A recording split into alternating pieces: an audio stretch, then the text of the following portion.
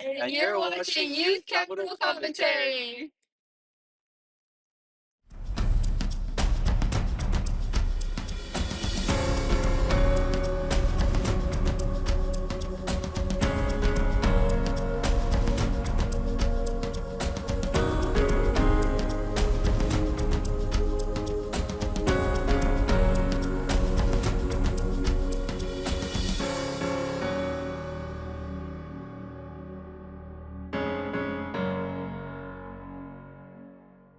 Hello, my name is Soleil Batts from Kapolei High School, and today I am here with Representative David Alcos.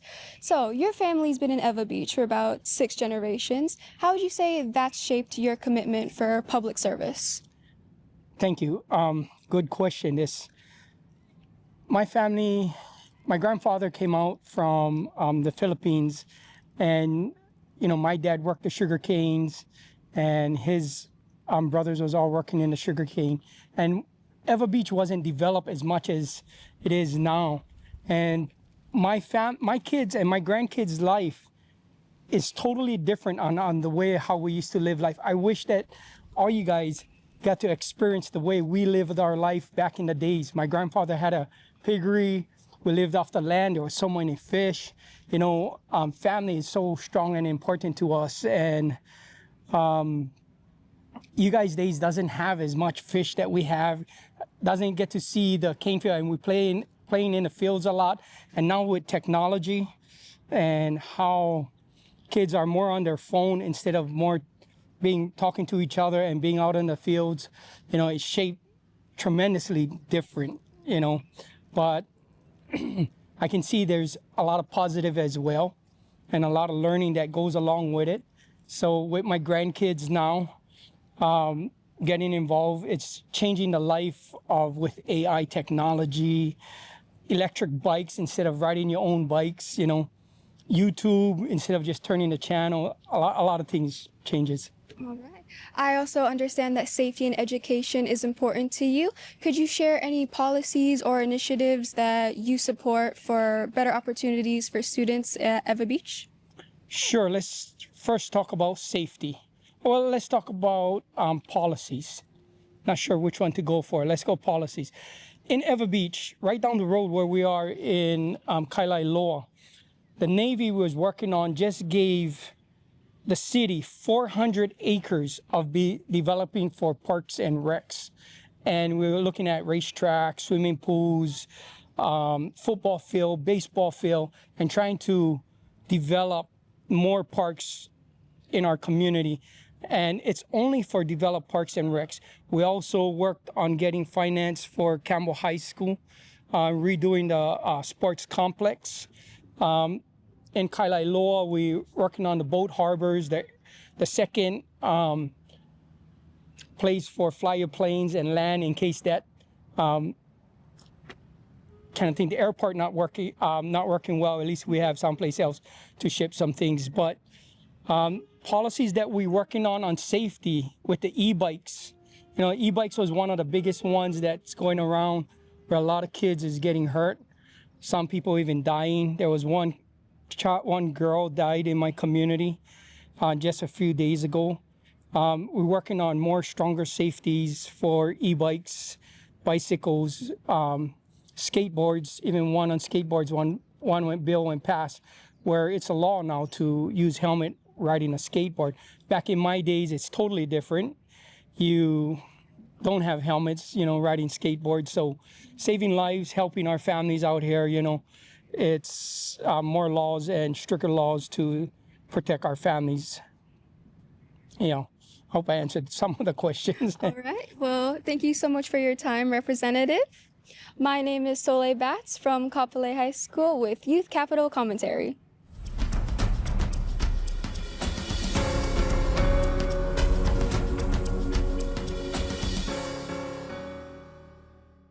Aloha, my name is Haley Marie Capolino, and I am from Kapolei Middle School.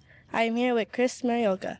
So, Chris Marioka, tell me, what are your challenges of your community that you have been facing? Some of the biggest challenges is crime and homelessness out there. That's some of the bigger ones we face every day. And can you tell me more about the homelessness that you face with?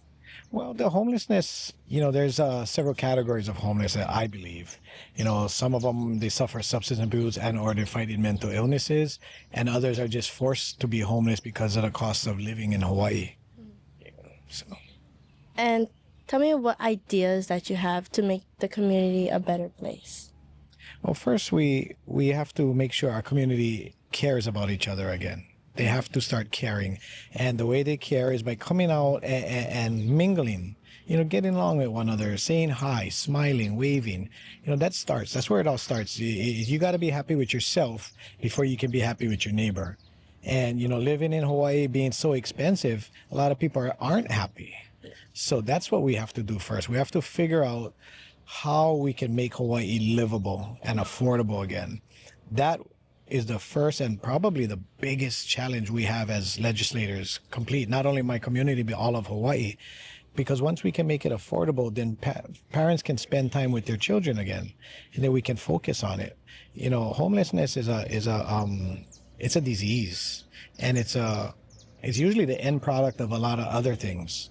You struggle, you cannot pay your bills, the high cost of living, that forces you into depression and or other things. And then, people unfortunately turn to drugs sometimes. Sometimes we have domestic violence, so there's so many different things that go into the homelessness. But I truly feel that our biggest problem is the cost of living in Hawaii as a larger scope. We have to figure that out. That just has to be fixed. And how long do you think it'll be to fix that? Wow, that's a good question that I wish I had an answer. I wish I could say next week, but unfortunately, I just came from the Capitol. We had floor. Unfortunately, nobody, myself included, has a clear-cut path on how we can fix that. Everybody has ideas and everybody has what they think will work. Unfortunately, in the Capitol, we're a bunch of children. Nobody seems to be able to get along for the greater good of the Hawaiian people and the Hawaiian state. So I wish I had an answer of when it could do, but I don't. It's okay. Mahalo for your time, Representative. My name is Haley Marie Capolino, and this is Youth Capital Commentary.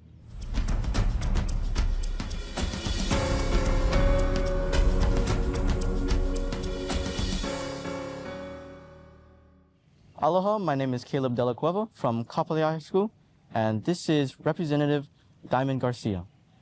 So, Diamond Garcia, what are some challenges that your community faces today? That's a good question, Caleb. Lots of challenges. I would say the most important challenge or the challenge that's top of mind for most people is Hawaii's cost of living. It's so expensive to live here. I'm sure your parents will say things here and there of how expensive the cost of food is here in Hawaii, the cost of housing. And so just working to bring down the cost for local families is our top priority.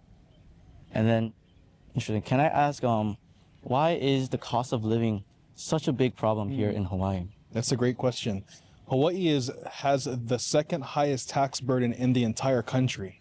And so it's a very expensive place to live. And a big reason for that is our policies, the kinds of laws we have here in Hawaii, our tax structure as well. We're a very high tax state. So many times, folks will find a job, they'll start working, but every 2 weeks, the government pulls out a bunch of taxes from their paycheck.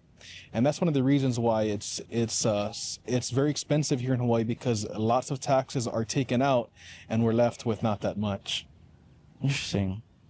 Is there do you guys have any ideas for these tax problems? Yeah, so we introduced a bill this year actually, and we've introduced this for 30 years. Every year in a row we've introduced it, not me, but our caucus has. And unfortunately, it has never been passed. This bill would remove the general excise tax, which is the GET tax, on all food, medication, groceries, and hygiene products here in Hawaii. Hawaii is only one of 13 states in the whole country that taxes food. So we're saying no more taxes on food. These are things that people need on a daily basis. Deodorant, toothbrush, toothpaste, shampoo, soap, food, diapers for the kids. And so we're trying to push to remove taxes off of daily necessities. Unfortunately, that bill was not scheduled for a hearing this year. Interesting. Thank you so much for your time today, Diamond Garcia. No worries. Thank you. This is Caleb Della Cueva from Kapolei High School, and you're watching Youth Capital Commentary.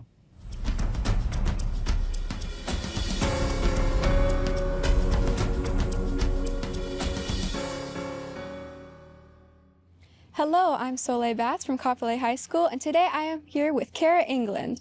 So you are the founder of a nonprofit organization. Can you tell us a little bit about that and why you started it?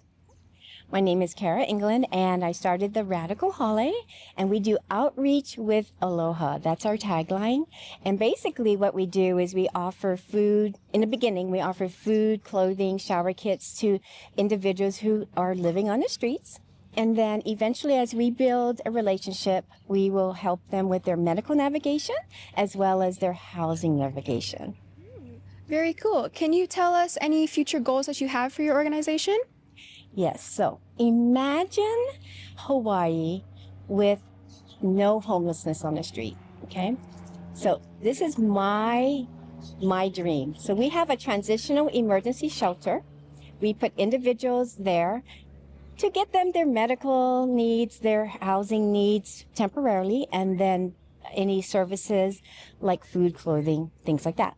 Now, imagine having the community come together and maybe engage with my clients, teach them hula, cooking lessons, art classes. Engaging someone who's been living on the streets in that way is going to be, it's different, because right now no shelters in Oʻahu offer any kinds of services like that. They provide food and clothing and social work and housing, but nothing about engaging. A lot of the people that come off the streets, they've been on the streets for a long time. They don't even know how to integrate back into society. So imagine if we had volunteers coming in and offering these free services to them, making them feel like they're not just data anymore, that they're actually a person who's been going through a struggle. You know, homelessness is a struggle. It's not homelessness, or someone without a house. It's someone who is generally struggling. And so the Radical Holiday would like to have an emergency shelter that can do a full service and provide additional services like that. There's one thing I do want to mention is about bills. So if the bills, sometimes bills get passed with unintended consequences. So they think that this will work, but when we get it and we are looking at the rules, it doesn't make sense for us who are on the streets trying to get someone off of the streets. So it's important that the legislators listen to us, our voices and our concerns, and maybe if we work together, we can solve homelessness. And how would you like the community to help support your organization? Well, if I had my little house with my clients, I mean, if you have talent, if you want to come in and read to my clients or teach them how to read or art or any kind of extra services, that's how the community can help, really. It's just to really see how individuals who have been homeless for a while, they're just like people. You know, they're not that scary. They look scary when on the streets, but they're not. They're just someone who's lacking support. And I think if the community would come together with their talents, it would make a big difference. All right. Well, thank you so much for your time. Thank you. My name is Soleil Batts from Kapolei High School with Youth Capital Commentary.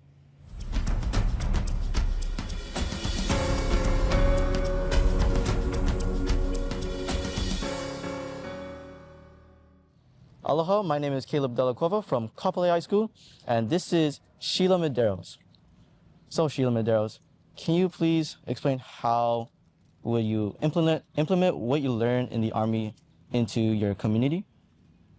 Sure. So, being a retired Army officer, I served my country for 34 years. I started off in the Hawaii Army National Guard, got commissioned as a second lieutenant in the Guard, and then I moved over to active duty, so I served 20 years there. So 14 years Guard, 20 years active service, one of the highlights of my active duty career was serving in the 82nd Airborne Division. I jumped in the 70th Normandy anniversary in France. That was a wonderful opportunity and exciting one. In terms of what I bring forth with my experience is leadership and service. I enjoy serving my community, and leadership is one of the skill sets I do have that I don't take lightly. And it is imperative that we teach your generation how to serve, to be a servant leader, and to serve the community selflessly. All right. And then can you please explain about the legislation process? So right now we are in the legislative session, the 33rd session in the state capitol. And what I'm finding is, it's my first session with the Representative David Alkos as his aide. And I'm finding that the process is not set up for the people. It is actually set up for lawmakers. The time that they have allotted to hear thousands of bills, which is impossible, is not set up for the public, because you don't have enough time to read it, to understand it, and then to respond. So I would say that people, it's unfortunate because a lot of people don't know what's being passed. So I encourage people to be actively engaged in the legislative process. And although, we live in Hawaii, it's really hard to keep up. And so people trust that their representatives are actually doing the right thing for their constituency. Unfortunately, that's not the case. A lot of times they're voting according to party and not for the people. So it is imperative that the people take an active approach with legislation, because it will impact you some way, shape, or form, whether it's going to hit your family with medical, health, or legislation. It has to do with energy, cost of living, and just the infrastructure. So it's important, and people just tend to not care until it really matters. All right. Thank you so much for your time, Ms. Medeiros. This is Caleb Delacueva from Kapolei High School, and you're watching Youth Capital Commentary.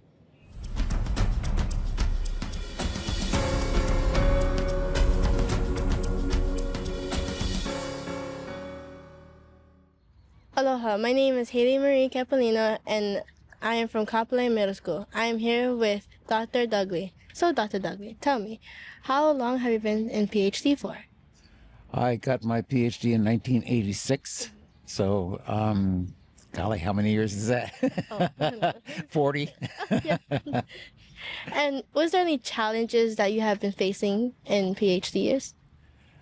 The PhD itself was really an experience, because I did my doctoral dissertation in ancient Hawaiian philosophy. At the time, the University of Hawaii was one of the few universities in the world that taught as philosophy the philosophy of various cultures. And so there was a lot of pressure, and they were kind of being put down. And they decided that in order to really improve their standing, they would only graduate 2 people a year in spring and 2 in the fall. And, at the end of the spring semester and end of the fall semester. And so we had 46 people in the department, and you had to get your dissertation done in 7 years, or they gave up on you. And in the very end of the 7th year, there was a professor from Wisconsin who came and read my dissertation and convinced the committee that it was really, really good, and that it was something that had to be published and get out. And so they awarded me my PhD. That's very interesting. Yeah, kind of a long story. Did you have to travel a lot when you were in PhD? No. Mostly it was just sit home and read and write and read and write, and that was about it. Oh, okay. I think that is very interesting, and being PhD. Would you like to tell me anything more about being a PhD? I think that the one thing that people who have a PhD say is you work and work and work for your PhD, and then your PhD works for you. So once you are a doctor, people begin to treat you with a total different attitude. You can really open an awful lot more doors. The salaries all go up, and so it's actually worth it to get your master's and then go on to get your PhD. Interesting. What would you suggest the type of education that you would give to students for being a PhD doctor?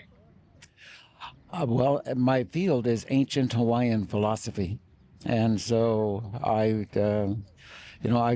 written books, and I really that's something that's very, very close to my heart, and I just love teaching it.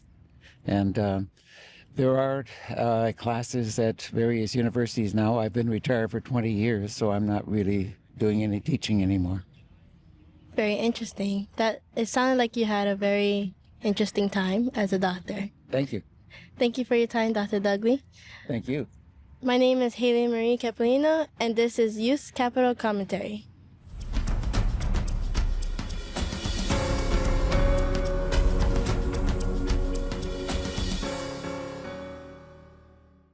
And you're watching Youth Capital Commentary.